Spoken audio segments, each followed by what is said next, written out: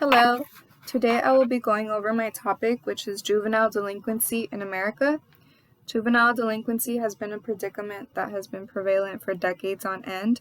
So to start, what is juvenile delinquency? It is when a minor commits an offense. There is a lot of controversy over whether they should be tried as adults just because they are not fully developed at such a young age. Their brain is not fully developed until the age of 25. So why do they commit offenses? This might be for many reasons. They could possibly be victims of abuse, victims of poverty. They might have mental health issues. So over the years, we have slowly moved away from being tough on crime and tough on our juveniles. And we have moved more towards guidance, so not punishing them. This might be done through way of counseling, removing them from stressful environments, even if it is their home, involving child protective services, and providing programs for them. They might be after-school programs. So moving on to my theory section. For my theories, I chose the social learning theory and the social disorganization theory. So as we know, environments play a vital role in the development of juveniles, and situations do as well. Let's say that a juvenile lives in poverty and he doesn't know where he will get his next meal from. He will go and commit an offense out of necessity. Let's say that a juvenile is always lonely because their parents are at work. They might start hanging around the wrong crowd. This might be a gang, and many times gang members have never had any guidance either. This then leads to them committing crimes such as stealing, doing drugs, and it provides them with a sort of high. It feels good to them, and if they don't get caught, there's a high chance they'll keep on doing it, and then they just enter the cycle of committing crimes. So society has to learn and acknowledge the social learning theory and the social disorganization theory in order to help juveniles.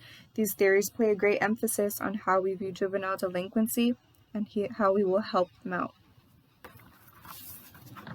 For my method section, I chose to study the area of East Los Angeles. It has a population of more than 286,000 individuals. It has an average household income of $25,000 or less in a year, and crime is at a high of 75%. So I interviewed 3 individuals, 2 of which were females and 1 was a male. The first female that I interviewed argued that every traumatic experience a child lives through results in them committing offenses. At such a young age, they don't realize the extremities of their actions. But it does create a reputation for them. When an individual is labeled a criminal, it ruins their reputation because they won't be able to obtain a job as easily as another person, and they won't be able to purchase a house. So then, many times they'll feel hopeless, they won't have any motivation, and will enter the cycle of committing offenses. The second person that I interviewed stated that sometimes they act out for attention. It might not be the attention from the right people, but it's attention that they desire. The third person that I interviewed was different, gave different opinions in comparison to the other 2 females. So this was a male, and he stated that he had no empathy for juveniles who commit crimes. He doesn't care to understand why they do it, and he feels that they might be looking for an easy way out. He stated that there are other people who have been in worse situations and worse environments around the world, and they don't end up being criminals. So he voiced how he believes all juvenile delinquents should be tried as adults because they are fully aware of the consequences of their actions. So if they perform such actions, the only way to teach them a lesson is by punishment and by way of trying them as adults. For my approach section, I studied how we could prevent and intervene with juvenile delinquents.